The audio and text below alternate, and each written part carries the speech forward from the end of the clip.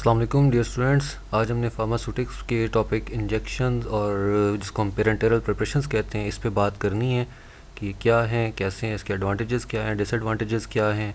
और काफ़ी important topic है, तो ज़रा तवज्जो से देखिएगा। इंपॉर्टेंट जो एमसीक्यूज़ आते हैं उनको हमने हाईलाइट किया हुआ है, उसको ज़रा ख़ास तवज्जो दीजिएगा।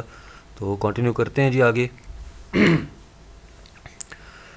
इंजेक्शंस या पेरेंटरल प्रिपरेशंस क्या होती हैं जी? पेरेंटरल प्रिपरेशंस और injectables are the sterile pyrogen free solutions or suspensions of drugs in aqueous or oily vehicles meant for introduction into the body by means of an injection या parenterally. यानी कि parental preparations क्या हो सकती हैं जी? ये sterile होती हैं, यानी जरासीम से पाक होती हैं, पायरोजन फ्री होती हैं, और सोल्यूशंस भी हो सकते हैं, सस्पेंशंस भी हो सकते हैं, ऑयल बेस भी हो सकती है, वाटर बेस भी हो सकती है। यानी कि व्हीकल इसमें ऑयल को भी इस्तेमाल किया जा सकता है या फिर पानी को भी इस्तेमाल किया जा सकता है। इनका मकसद क्या होगा जी? Meant for introduction into the body.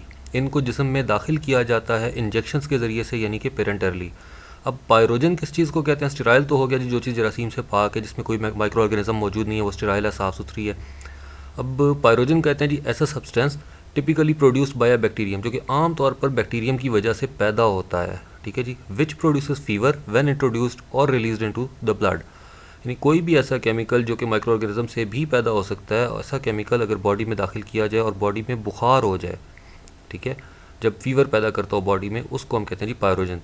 तो इंजेक्टेबल्स या इंजेक्शंस जो हैं ये ऐसे सोल्यूशंस होते हैं या सस्पेंशंस होती हैं ड्रग की कि जो स्टेराइल होंगी, जरासीम से पाक होंगी, उसके अंदर किसी किस्म की कोई ऐसी चीज़ मौजूद नहीं होगी जो जिस्म में बुखार पैदा कर देती हो, फीवर का बायस बनती हो, और उनको जिस्म में दाखिल करने का ज़रिया जो है वो इंजेक्शन हो, वो कहलाएगी इंजेक्टेबल्स या पेरेंटरल प्रिपरेशन।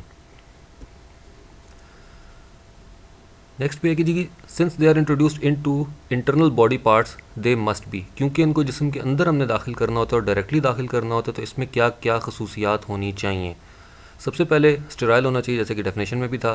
तो free from all types of micro organisms, हर किस्म के माइक्रो ऑर्गेनिज्म से पाक होना चाहिए। एंड माइक्रोबियल प्रोडक्ट्स, और इसके अंदर किसी किस्म की माइक्रोबियल प्रोडक्ट्स भी नहीं होनी चाहिए, like toxins and पायरोजन्स।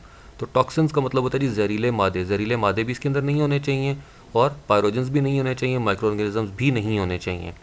Must be free from particles like dust, fibre, किसी भी किस्म के मोटे ज़रात इसके अंदर नहीं होने चाहिए। डस्ट वगैरह, फाइबर, किसी चीज़ के रेशे वगैरह वो इसके अंदर नहीं होने चाहिए, क्योंकि इसने डायरेक्टली ब्लड स्ट्रीम में या टिश्यू के अंदर जाना है, तो इसके अंदर किसी किस्म के भी सॉलिड ज़रात या इस किस्म की चीज़ें नहीं होनी चाहिए, बड़े साइज़ के मॉलिक्यूल्स नहीं होने चाहिए।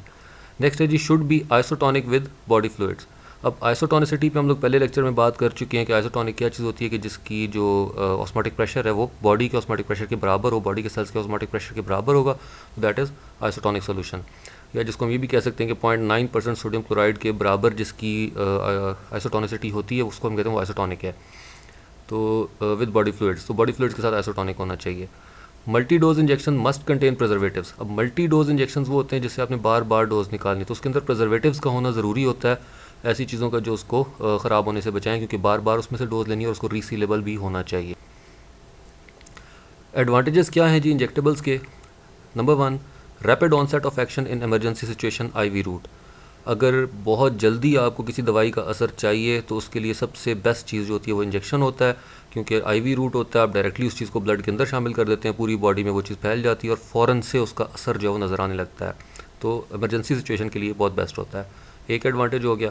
दूसरा एडवांटेज इसका क्या होता है कि जी most suitable route for non cooperative and unconscious patient. अब एक आदमी बेहोश है तो उसको आप टैबलेट, कैप्सूल वगैरह नहीं दे सकते, ओरल रूट नहीं इस्तेमाल कर सकते, उसके लिए इंजेक्टेबल जो हैं वो ज़्यादा सूटेबल होते हैं। इसके बाद है जी prolonged action of a drug can be produced by this route, IM root.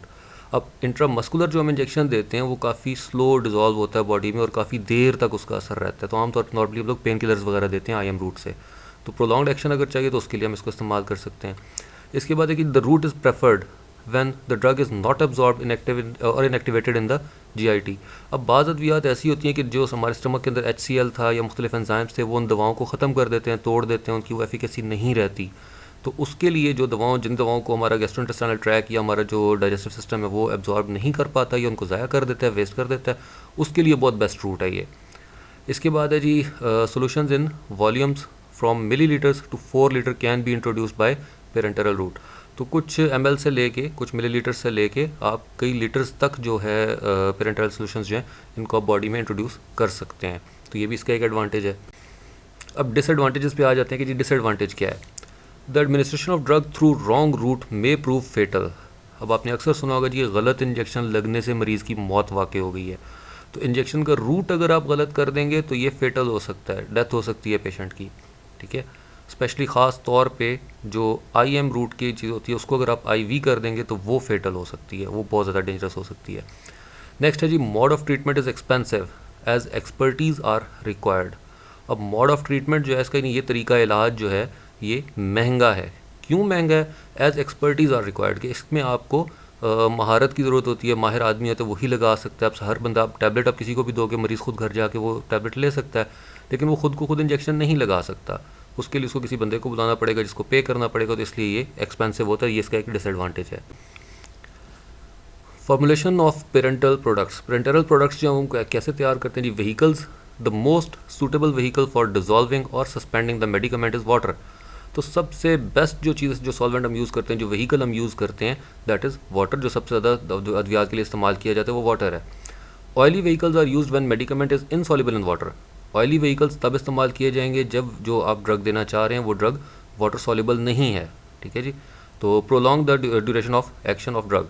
उसमें क्या होगा कि वो उसके जो एक्शन है उसको अगर आप लेंथी करना चाहते हैं, ज़्यादा देर तक उसका देर पा असर लेना चाहते हैं, तो भी हम उसको ऑयल बेस में ही इस्तेमाल करते हैं। Examples of oily vehicles are, अब एग्जांपल्स क्या होंगे जिसकी? कॉटन सीड ऑयल हो सकता है, पीनट ऑयल हो सकता है, सीसम ऑयल हो सकता है, ओलिव ऑयल हो सकता है, आलमंड ऑयल हो सकता है। तो काफ़ी सारी इसके लिए हम एग्जांपल्स हैं हमारे पास जो ऑयल्स यूज़ की जाते हैं। व्हीकल्स, उसको हम व्हीकल्स के टॉपिक में पहले हम इस पर काफ़ी बात कर चुके हैं। नेक्स्ट है जी एडिड सब्सटेंसेस। जो एडिशनल सब्सटेंसेस या एडिटिव्स होंगे या एक्सिपिएंट्स होंगे, जो ड्रग के अलावा चीज़ें होंगी, वो क्या क्या हो सकती हैं जी? सॉल्बलाइजिंग एजेंट्स हो सकते हैं, स्टेबलाइजर्स हो सकते हैं, बफर्स हो सकते हैं, एंटी बैक्टीरियल एजेंट्स हो सकते हैं, आइसोटोनिसिटी एडजस्टर्स हो सकते हैं, ठीक है जी। तो और इसके अलावा हमारे पास क्या जी? वेटिंग, सस्पेंडिंग या इमल्सिफाइंग एजेंट्स हो सकते हैं। लास्ट पे हमने जो चीज़ दी हुई है वो क्या है जी? कि the use of colouring agents is strictly prohibited. Colour देने के लिए इंजेक्शन को आप कोई भी आर्टिफिशियल कलर उसमें ऐड नहीं कर सकते। उसका जो नेचुरल कलर है वही कलर रहेगा। स्पेशल आप उसमें कोई भी कलरिंग एजेंट जो उसको इस्तेमाल करना सख्ती से मना होता है। नेक्स्ट जी steps for manufacturing parenteral preparations. कौन कौन से स्टेप्स हो सकते हैं जी जब हम इसको तैयार करते हैं, इंजेक्टेबल्स को या पेरेंटरल सॉल्यूशंस को? तो सबसे पहला स्टेप क्या है जी? Washing and cleaning of containers, closures and equipment. कि जो जो सामान इस्तेमाल होना है उस सारे को प्रॉपर वॉश किया जाएगा, क्लीन किया जाएगा, स्टरलाइज किया जाएगा। Next is collection of materials. तो स्टराइल मटेरियल्स हम कलेक्ट करेंगे। कंपाउंडिंग द प्रिपरेशन, के जो प्रिपरेशन थी उसके फॉर्मुलेशन के मुताबिक आप उसको तैयार करेंगे, ठीक है। फार्माकोपिया में जो हिदायत दी गई हैं उसके मुताबिक आप उसको तैयार करेंगे। तैयार करने के बाद क्या हम करते हैं जिसकी फ़िल्ट्रेशन करते हैं, क्योंकि हमने पढ़ा था कि इंजेक्टेबल्स के अंदर किसी किस्म की भी डस्ट या पार्टिकल्स या कोई भी ऐसी चीज़ नहीं होनी चाहिए, कोई माइक्रो ऑर्गेनिज्म नहीं होना चाहिए। तो उसको हम क्या करेंगे? हम उसकी प्रॉपर फ़िल्ट्रेशन करेंगे। नेक्स्ट हमारे पास आता है जी distributing the preparation in final containers. अब वो जो प्रिपरेशन आपने तैयार की थी इंजेक्टेबल की, उसको फिर आप क्या करेंगे? उसके जो फाइनल कंटेनर थे, जिस कंटेनर में उसको पैक करना था उसके अंदर उसको डालेंगे। सीलिंग द कंटेनर्स, कंटेनर्स को सील किया जाएगा। उसके बाद स्टरलाइजेशन दोबारा लिखा हुआ है, दोबारा उसको स्टरलाइज किया जाएगा। अब इसके लिए डिफरेंट मेथड्स हो सकते हैं। नेक्स्ट है जी लेबलिंग एंड पैकेजिंग। उसके बाद उसको लेबल किया जाएगा, पैकेज किया जाएगा। फर्दर जो उसकी पैकिंग वगैरह होगी कंटेनर को रखने के लिए, उसके अंदर उसको डाल दिया जाएगा। देन है जी इवैल्यूएशन ऑफ पेरेंटरल प्रिपरेशन। और उसके बाद उसकी वैल्यू को चेक किया जाएगा कि वो कितनी पुरअसर थी, क्या उसका सिस्टम था, मुख्तलिफ टेस्ट वगैरह उसके किए जाएंगे।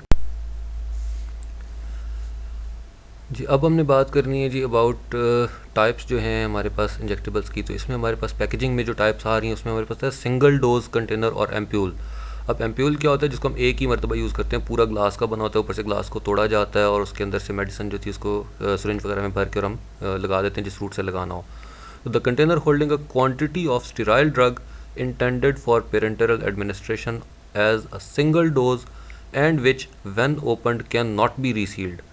यानी कि एक ऐसा कंटेनर जिसमें उतनी ही दवाई हो जो एक मरतबा मरीज़ को लगानी है, सिंगल डोज उसके अंदर हो और जिसको दोबारा से रीसील ना किया जा सकता हो, that is known as a single dose container या एम्प्यूल कहते हैं इसको। Next is multi dose container और वायल। अब वायल और एम्पूल में जो डिफरेंस था वो क्या था कि वायल जो है वो मल्टी डोज है। The container permits withdrawal of successive portion of the drug without changing the strength, quality और purity of the remaining portion. कि जो दवाई का वायल होगी उसमें से आप मतलूबा मिकदार में दवाई को निकाल सकते हैं, बाकी दवा को ख़राब किए बग़ैर, तो उसमें किसी किस्म की क्वालिटी या प्योरिटी पे कोई कॉम्प्रोमाइज़ नहीं होगा, जो रिमेनिंग पोर्शन उसके अंदर बच जाता है तो that is known as a vial. इसके बाद है जी इंट्रावेनस फ्लूइड्स या large volume parenteral IV infusions. इसमें सोडियम क्लोराइड के इंजेक्शन हो सकते हैं जी, नॉर्मल स्लाइन भी जिसको हम कहते हैं, डेक्सट्रोज इंजेक्शन हो सकते हैं, dextrose and sodium chloride injection हो सकते हैं, मैनिटोल इंजेक्शन हो सकते हैं, रिंगर लैक्टेट या रिंगर इंजेक्शन हो सकते हैं, लैक्टेटेड रिंगर्स हो सकते हैं। तो डिफरेंट टाइप्स ऑफ ड्रिप्स जो है ये, जिसको हम आम जुबान में ड्रिप कहते हैं, ठीक है, वो मौजूद होती हैं, हमारे पास मार्केट में अवेलेबल हैं। तो डिफरेंट टाइप्स हैं उसकी।